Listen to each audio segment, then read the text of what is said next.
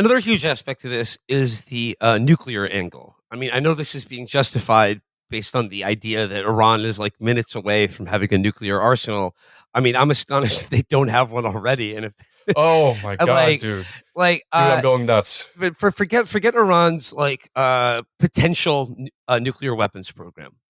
Israel has an arsenal of several hundred nuclear weapons and second strike capability that is holding America and the entire region of the Middle East hostage, essentially.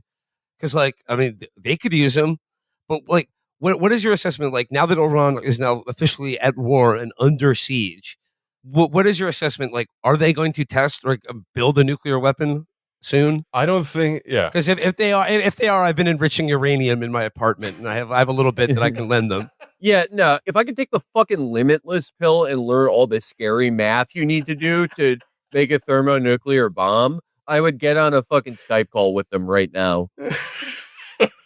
I think, here's the thing. There was a major general in the IRGC, Mohsen Rezaei, that went on state TV yesterday and was like, no, we're not really thinking of doing that right now. President Pezeshkian was in parliament today and said the same thing. As long as Khamenei is alive, that fatwa against nuclear weapons is going to remain in place, I think. I don't think he's going to change it. I think that's very important to him and the rest of the Islamic Republic's establishment as like a point of dignity, like a point of ideological firmness, that if they were to break on that, then it would, I don't know, it would unravel something, though that's something I'm not entirely clear about. But right now, I mean, nuclear scientists have been talking about the fact that they've had this kind of technology for years to make a nuclear weapon, but they've never been given the order to do so. So it's just been sort of sitting in this holding pattern, this stasis, where they're kind of just simmering below the surface, but they I don't. mean, Seamus, I was thinking of that video you posted of a woman on the streets of Tehran, just shouting, "Give us an atomic bomb! Where's our atom bomb?" And then the whole crowd starts yelling with her. I love Where's her. our atom bomb? Like, you talked about it for years. You're going to jump out or what? You know, people I think are very like, after the failure of the JCPOA, the Iran nuclear treaty that Obama negotiated, there was an observable change in the public discourse about previously really not wanting to broach the idea of a nuclear weapon in public, and now it's become a very regular topic of discussion. And post the war, like the strikes against Iran, it has never been at this kind of fever pitch before. Right after the attacks happened, there was an Iranian MP who went on state TV and was positively begging the supreme leader to like change the fatwa and start building a nuclear weapon. And the hosts were trying to like steer him away from that and be like, no, well, hold on. This is a very serious issue. Like, no, this is a fatwa, we're not going to do it. And he's like, well, then we did all these retaliations. Then what were they for? What did they do? We need this. How long are we going to allow our commanders to be killed and our children to be killed without the atom bomb? This is on the minds of many, many people. And the fact that they are discussing this at all, that they're not going to change it, means that this pressure is continuing to build. But again, I don't think as long as Khamenei is alive, that is going to change. I mean, if it wasn't clear before, it should be clear to everyone now. If you're outside like the NATO EU aegis, there is no sovereignty without nuclear weapons. Mm-hmm. Mm-hmm. It's just not, there's just the two concepts do not exist separately. Let's just look at the history of this here, right? Libya, when it gave up its nuclear program, what happened only several years later? NATO intervened, and now it's a complete failed state.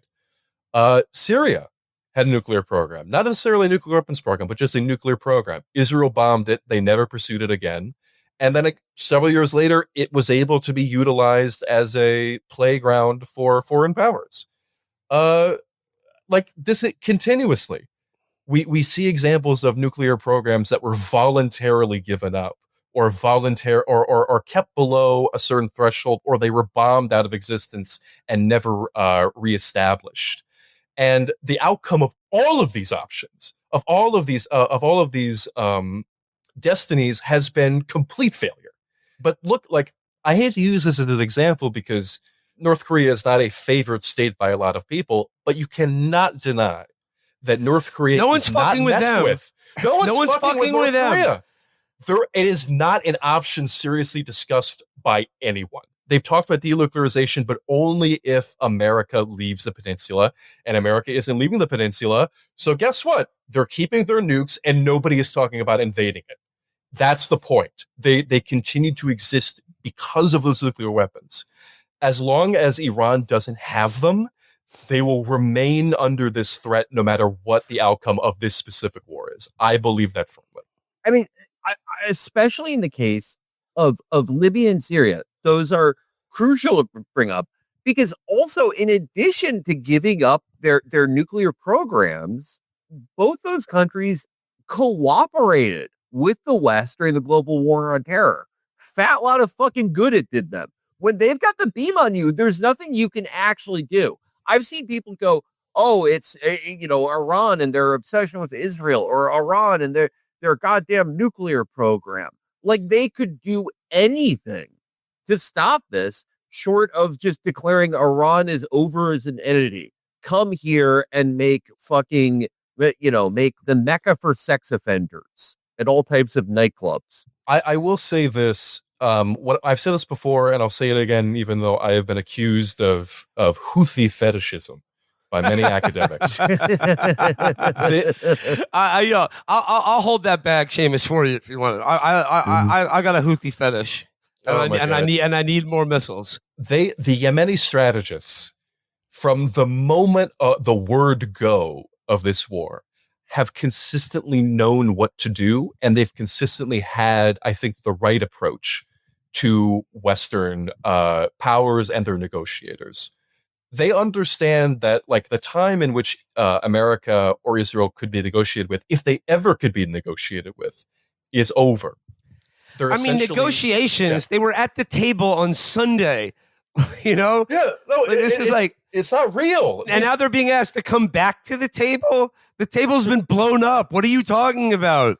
No, these people are rabid dogs. The negotiators are dead. Ugh. There will be empty chairs at that table because you killed the people that were like, Jesus Christ.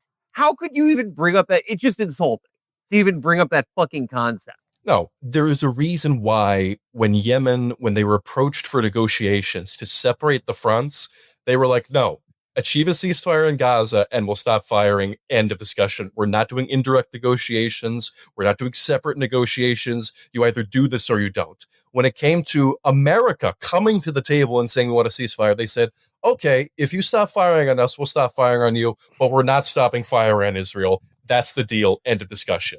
And then they took it. That's the strategy that Iran should be taking, quite frankly. And they're understanding right now that these negotiations were always a fucking lie and a fucking charade, and they're not doing them anymore.